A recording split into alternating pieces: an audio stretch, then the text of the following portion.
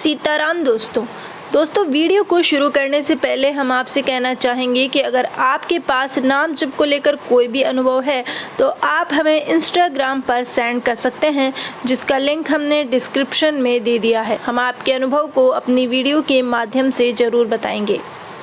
राम कृष्ण दो एक है, अंतर नहीं निमेष, इनके नयन गंभीर है, इनके चपल विशेष। अर्थात भगवान राम और भगवान कृष्ण में कोई अंतर नहीं है। अंतर है तो सिर्फ इतना कि भगवान राम गंभीर रहते हैं। भगवान राम के नयन हमेशा गंभीर दिखाई देते हैं, लेकिन भगवान कृष्ण के नयन हमेशा चंचल दिखाई देते हैं। आज ऐसे ही प्रसिद्ध भक्त की कथा हम आपके सामने लेकर आए हैं, जिसे सुनकर आपका नाम जप में विश्वास और ज़्यादा बढ़ जाएगा। प्रसिद्ध भक्त कवि जयदेव जी, जिनका जन्म लगभग 600 वर्ष पूर्व बंगाल के वीरभूमि जिले के अंतर्गत केंदुबिल्व नामक ग्राम में हुआ। इनके पिता का नाम भोजदेव और माता का नाम वामा देवी था। भक्त कवि जयदेव जी के माता पिता उनके बचपन में ही परधाम गमन कर चुके थे।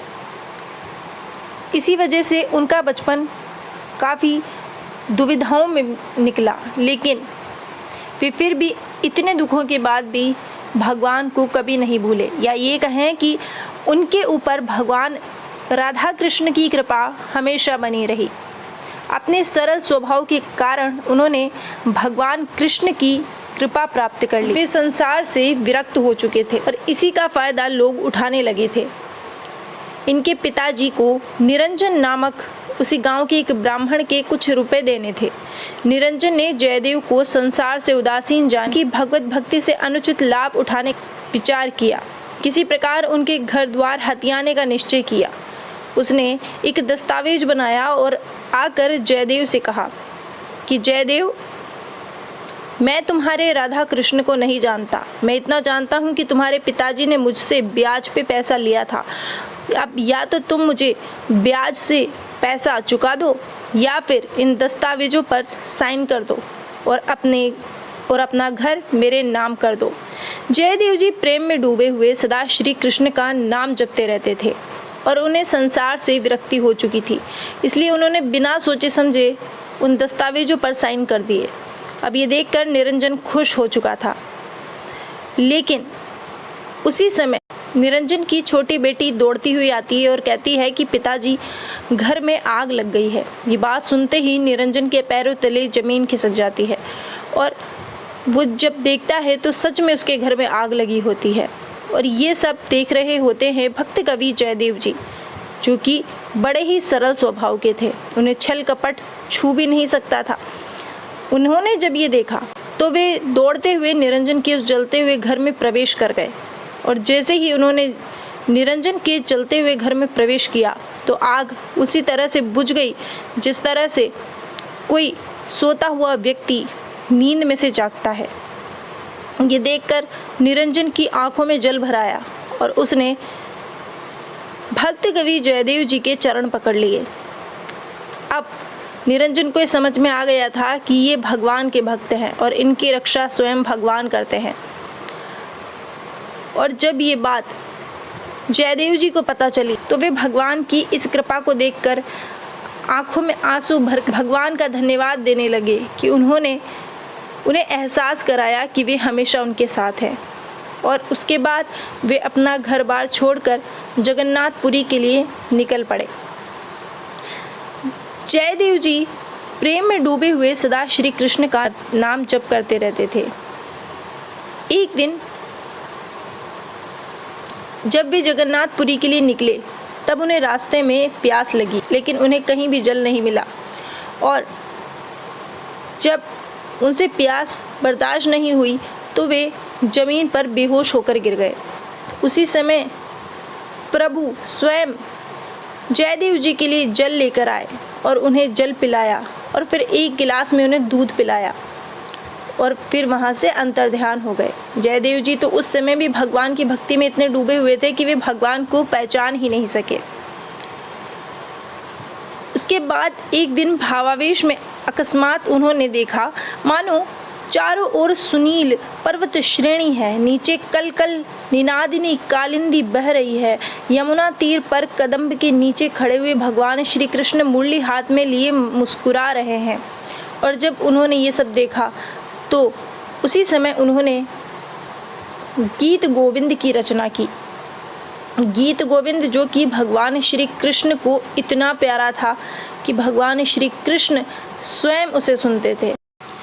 एक बार जयदेव जी को एक वैष्णव भक्त ने कुछ स्वर्ण मुद्राएं उपहार में दी। जयदेव जी ने उन्हें मना किया लेकिन वे नहीं माने। उन्होंने ज़बरदस्ती वे स्वर्ण मुद्राएं उन्हें उपहार में दी और जयदेव जी वे मुद्राएं लेकर एक जंगल से गुजर रहे थे।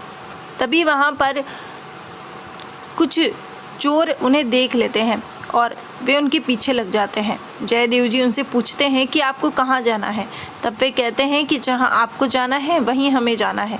अब जयदेव जी समझ जाते हैं कि ये चोर हैं। जयदेव जी वो मुद्राएं निकाल कर उन चोरों को दे देते हैं। चोर समझते हैं कि ये बड़े समझदार हैं, लेकिन चोरों को ये भय रहता है कहीं ये गांव में जाकर हमारी शिकायत ना कर दें, इसलिए चोर वे मुद्राएं भी रख लेते हैं और जयदेव जी के हाथ पैरों को काट कर उन्हें एक गड्ढे में डाल देते हैं और वे चोर वहां से चले जाते हैं। लेकिन उसी समय वहां पर राजा आता है और राजा जयदेव जी को इस हालत में देखता है। राजा अपने सैनिकों को आदेश देता है और राजमहल में जयदेव जी को ले जाया जाता है। वहाँ पर उनका उपचार किया जाता है।